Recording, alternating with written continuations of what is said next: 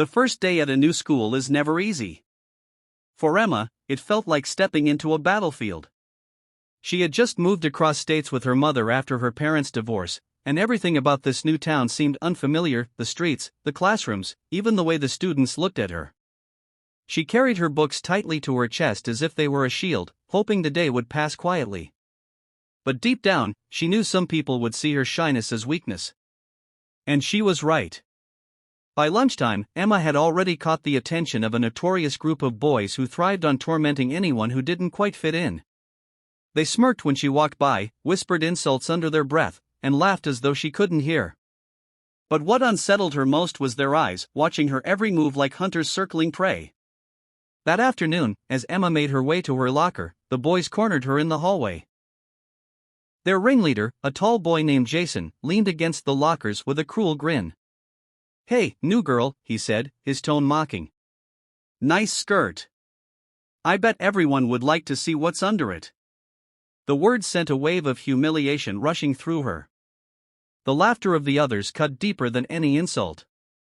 And then it happened: Jason's hand darted forward, trying to lift the edge of her skirt. But that was his big mistake. In an instant, Emma's fear vanished. Her body moved before her mind even caught up. She grabbed Jason's wrist, twisted it with practiced precision, and dropped him to his knees with a swift motion. Gasps echoed through the hallway as she stepped back into a perfect defensive stance. "What the?" Jason groaned, clutching his wrist. Emma's voice was calm but firm, the voice of someone who had been trained not only to fight, but to control. "Don't ever touch me again. You have no idea who you're messing with." The hall went silent.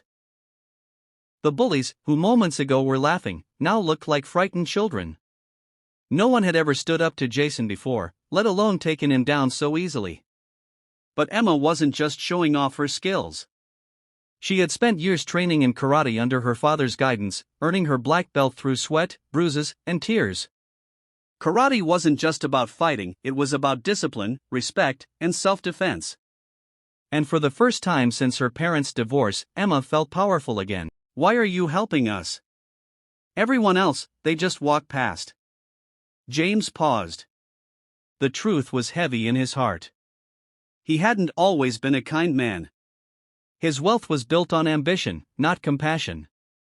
For years, he had been consumed by making money, often ignoring the human stories around him.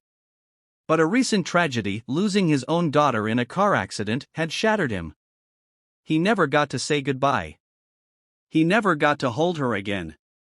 And when he saw Lily sitting there in hunger and despair, it was like seeing a shadow of the daughter he had lost.